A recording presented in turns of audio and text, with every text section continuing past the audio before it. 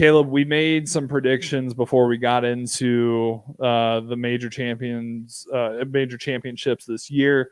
We made some predictions probably about fall of last year, and then we gave ourselves an opportunity, I think, in January to revisit this to kick off season 2 of Bags. And I just want to revisit those to share how bad and how hard it is to predict major championship golf. So, Caleb, for you, you had Max winning the Masters. You had JT winning the PGA Championship. You had Rahm winning the U.S. Open. And then you had Xander winning the Open. So you had one major champion correct with Rahm, but you didn't pick the correct tournament. We'll definitely give you some slack on that. But what do you have to say about your major champion predictions that didn't end up being the right choices? Yeah, 1 for technically 8, I guess, considering there's 4 venues, 4 majors, or 4 players, 4 majors. Yep. 1 for 8. I'll take it. I mean, I was fully expecting a little bit more out of the guys that I picked for sure. But to say that I still picked a major winner, I'm cool with it. Yeah. No, let's definitely give you credit, because if you take a look at my picks, I got 0 out of 8. If you're putting it that way. So I had Rory winning the Masters. He missed the cut. I had Cam Young winning the PGA Championship. I had Xander winning the Open, so joined you on that prediction. Did not work out. And then I had Scotty winning the U.S. Open. Yeah, I mean, it's kind of crazy to sit here at the end of the year and not have Rory or Scotty be a major champion. It's a little weird to say that. I felt like, at the point that we made these predictions, we were talking about it being a 3-horse race, and to have only one of those horses between Rahm, Rory, and Scotty be a major champion is crazy to me. It is crazy. But again, that's just how unpredictable major championship golf is, and just golf in general. That made me think of I don't know if you saw this on Twitter, and again, sorry, I don't know who to give credit to on this, but it was it reminds me of the tweet where it was the horse, the back of the horse is drawn by an artist, and the rest is perfect. A 2-year-old kid, and it's the Masters, Rahm, PGA Championship, Brooks Koepka, and then you got Wyndham Clark and Brian Harman winning the final 2 majors of the year. I saw that. I showed that to Dad. That was pretty funny. That was a good one. But yeah, and then Teed, which who knows where Teed's at right now, everybody. Sorry for trying to track the man down. He's impossible to track down. But Teed's predictions, he had Rahm winning the PGA, Cam Smith, I don't know, Cam Young, either way, winning the Masters. He was incorrect on that. He had Rory winning the Open and Max winning the U.S. Open. So he had Rahm 1 for 8, but missed on everything else. So we'll have to get his thoughts on that eventually.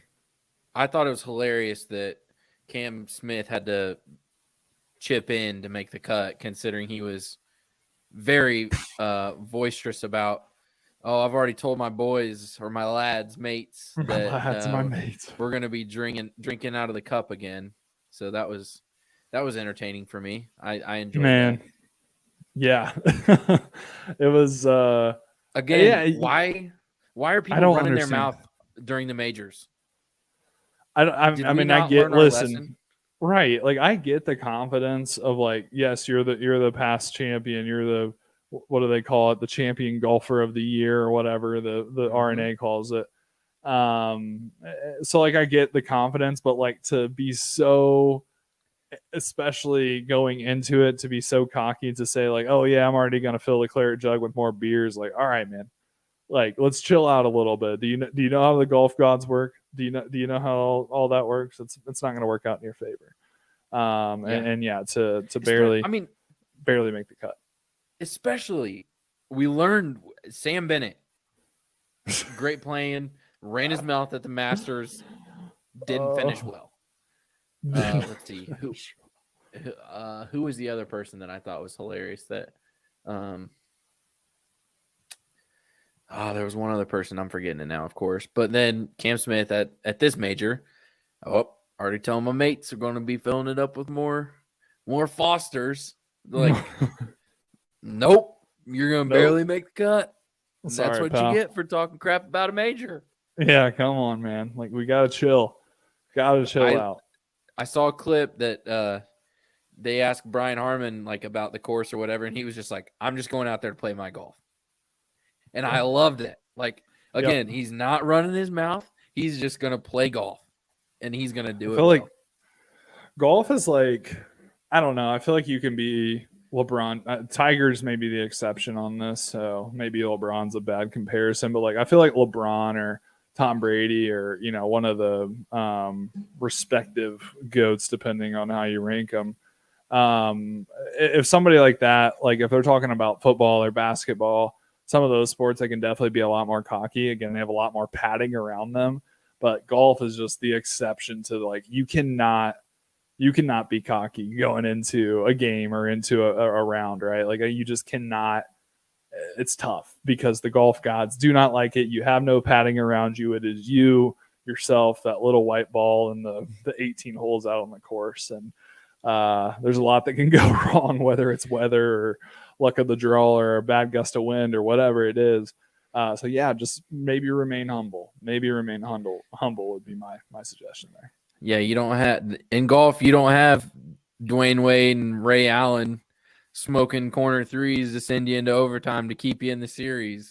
You don't have Adam Vinatieri winning 3 of your 7 Super Bowls. You don't have, you know, Butler making an incredible interception at the 1-yard line to save your Super Bowl. Like, that doesn't happen. Yeah, do not have the luck like that. That's for sure.